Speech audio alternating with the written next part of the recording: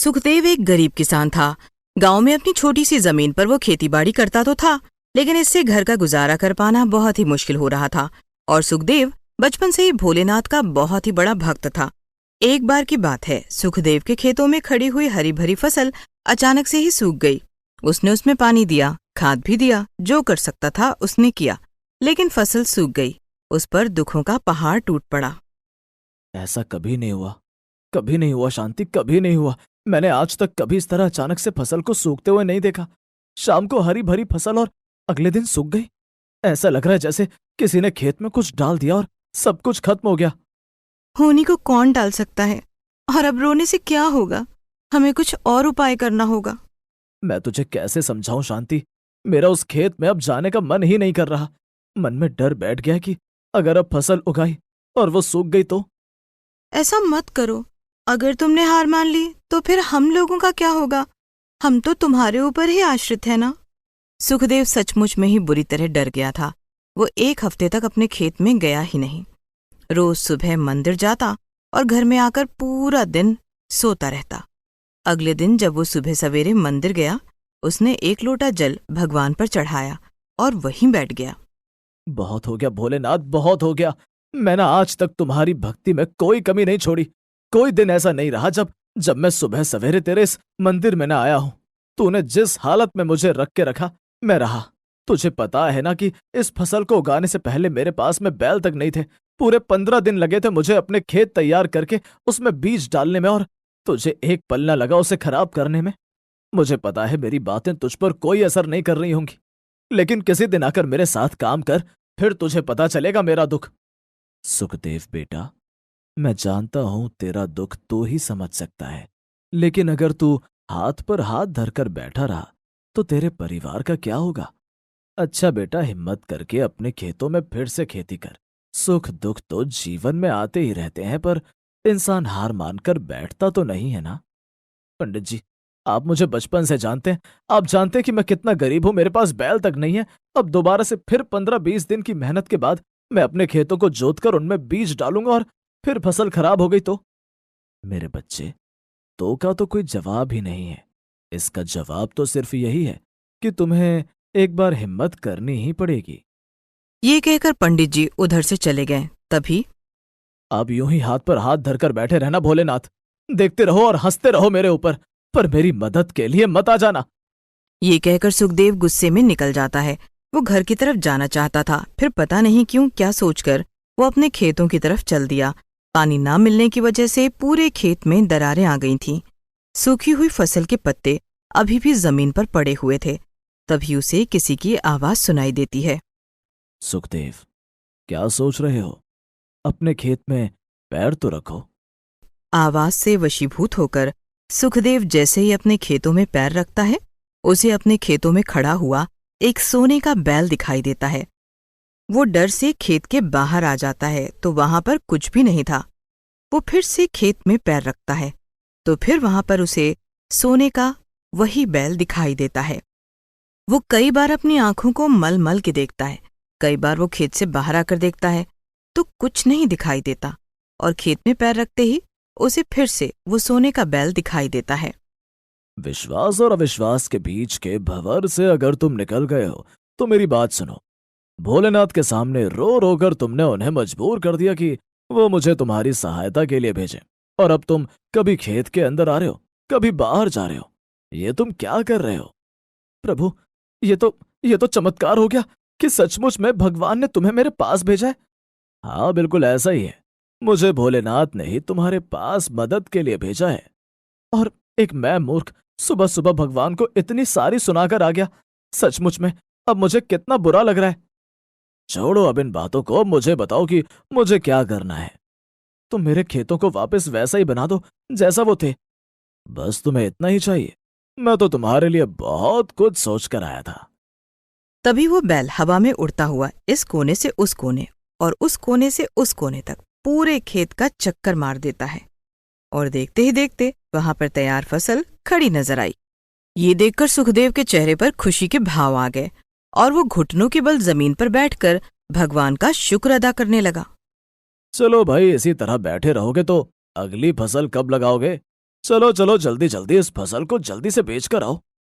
तभी वहां पर एक गाड़ी आ जाती है। जादुई बैल अपने जादू से गाड़ी तैयार फसल उसके अंदर रख देता है और सुखदेव खुशी खुशी उसे बेचने के लिए चला जाता है।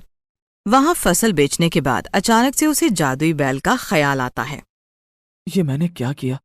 खुशी खुशी में मैं उस जादुई बैल को तो भूल ही गया। अब तक तो वो चला गया होगा। सुखदेव रात को ही अपने खेत में आता है तो देखता है सोने का चमकता हुआ वो जादुई बैल खेत में ही उसका इंतजार कर रहा है। तुम अभी तक यहीं पर हो? मुझे तो लगा था कि तुम चले गए होंगे। हाँ, मैं जा सकता हूं अगर तुम कहो कि तुम इतनी ही चीजों में खुश हो। नहीं नहीं, मैं तुम्हें ऐसे नहीं जाने दूंगा। पहले मुझे कोई आशीर्वाद दो ताकि कभी भी मैं उस परिस्थिति में ना हूं जो अभी मेरे साथ गुजरी है। ये की ना तुमने ज्ञानियों वाली बात। चलो तो फिर तुम्हारे जीवन के पहलू पर बात करते हैं और उसके बाद तुम्हारी सब समस्याओं का हल करते हैं। क्या ये सारी बातें हम यहीं बैठकर करेंगे? ऐसा ना हो कि तुम मेरे घर चलो, वहां मेरी पत्नी से मिलो, वो भी तुम्हें अपनी सारी परेशानियां बता देगी। तब जादुई बैल सुखदेव को अपने ऊपर बैठकर वहां से गायब होकर सीधा सुखदेव के घर में पहुंच जाता है। अचानक एक सोने के बैल को अपने घर के अंदर आता देख शांति चीखने चिल्लाने लगती है। अरे अरे! अरे भाग्यवान, चिल्ला क्यों रही हो? मेरी बात सुनो। ये एक जादुई सोने का बैल है और हमारी मुसीबतों को कम करने के लिए यहाँ पर आया है। अच्छा, ऐसी बात है। मैं तो डर ही गई थी कि अचानक से ये घर में कहाँ से आ गया। सचमुच भगवान जब देता है तो छप्पर फाड़ कर ही देता है। क्या बात कही है तुमने, मजा आ गया। तो मेरे आने से तुम्हारे घर की छत तो बुरी तरह टूट चुकी है। अब ऐसा करते हैं, सबसे पहले हम तुम्हारे इस घर को ठीक करते हैं। तभी वो जादुई सोने का बैल हवा में उड़ने लगता है और थोड़ी ही देर में वो घर पूरी तरह बदल जाता है। अब वो घर 2 मंजिला घर था और उसमें सुख सुविधाओं की सारी चीजें थी। मुझे तो यकीन ही नहीं हो रहा है जी कि ये हमारा ही घर है। हाँ हाँ, ये सब कुछ तुम्हारा ही है। मैं बता नहीं सकती मैं कितना खुश हूँ। मैं चाहती हूँ कि मेरे घर के बाहर एक प्यारा सा बगीचा भी हो जिसमें तरह तरह के फूल लगे हो। तभी वो जादुई सोने का बैल घर के बाहर जाता है और वहां पर सुंदर सुंदर पेड़ पौधे उग जाते हैं। सारा घर चमकदार रोशनी से चमक रहा था। तब सुखदेव अपनी पत्नी शांति के हाथ में वो पैसे रखता है जो वो फसल बेचकर लेकर आया था। ये तुम मुझे पैसे क्यों दे रहे हो और ये पैसे कहाँ से आए हैं? मैं तो अपनी सूखी फसल को रो रहा था, तभी इस बैल ने मुझे वहां पर एक तैयार फसल दे दी। ये पैसे उसी से मिले हैं। और बताओ सुखदेव, तुम्हें क्या चाहिए? मुझे तो बस अब इतना ही चाहिए कि मेरे खेत में कभी भी कोई भी फसल सूखे ना, और जो भी फसल तैयार हो वो बहुत अच्छी हो, और मेरे हाथ हमेशा इतना धन रहे कि कोई मेरे दर से खाली ना जाए। तथास्तु, ऐसा ही होगा। ये कहकर वो जादुई सोने का बैल उड़ता हुआ आसमान की तरफ चल देता है और फिर दूर जाकर एक तारे की तरह चमचमाता हुआ वहां से गायब हो जाता है। सुखदेव और उसकी पत्नी दोनों उसे वहां से गायब होते हुए देखते हैं और उसके बाद उन लोगों का जीवन पूरी तरह से बदल जाता है। सुखदेव अब जो भी फसल अपने खेतों में लगाता था वो कुछ ही दिनों में तैयार हो जाती।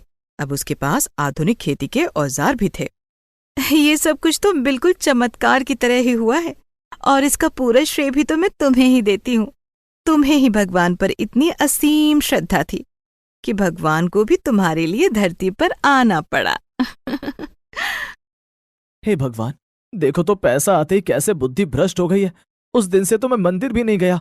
चल भाग्यवान, जल्दी से तैयार हो जा, पहले हम दोनों मंदिर जाएंगे। वहां पर लोगों के लिए भंडारा करेंगे, हाथ जोड़कर भगवान को धन्यवाद जो कहना है। फिर वो लोग मंदिर जाते हैं, वहां पर भगवान को धन्यवाद देते हैं। इसके बाद मंदिर के प्रांगण में सबके लिए भंडारा रखते हैं। अरे सुखदेव, कौन सा खजाना हाथ लग गया है? अभी अभी तेरे घर के सामने से आई। कल तक तो तेरा घर खंडहर लग रहा था और आज तो 2 मंजिला क्या चमचमाता घर था तेरा। बस भाभी, सब कुछ भोलेनाथ की कृपा का ही असर है। वो नहीं होते तो मुझ गरीब का तो आज कोई भी नहीं था। क्यों मजाक कर रहे हो सुखदेव? अब तुम गरीब कहाँ रहे हो? आलिशान घर है, खेतों में खड़ी हुई फसल है, और देखो तो तुम्हारे ठाट बाट देखते ही बन रहे हैं। बस मेरे भाई, ये सब तो भगवान भोलेनाथ की कृपा का ही असर है। लगता है तुम्हारा उस दिन का गिड़गिड़ाना काम आ गया है सुखदेव। वो कहावत सुनी है ना कि खुशी जितनी बांटो उतनी बढ़ जाती है। तुम्हें भी अपने गांव वालों और इस मंदिर के लिए कुछ करना चाहिए। आप बड़े हैं पंडित जी, आप बता दीजिए, जो जो आप कहेंगे वो सब कुछ हो जाएगा। और फिर ऐसा ही होता है। सुखदेव उस मंदिर की मरम्मत करके वहां पर लोगों के लिए सुबह शाम का खाना रखवा देता है। गांव में एक छोटा सा अस्पताल खुलवा देता है। अब तो सारे गांव वाले सुखदेव को बहुत ही सम्मान देते थे और अब दोनों पति पत्नी बेहद खुश रहने लगते हैं।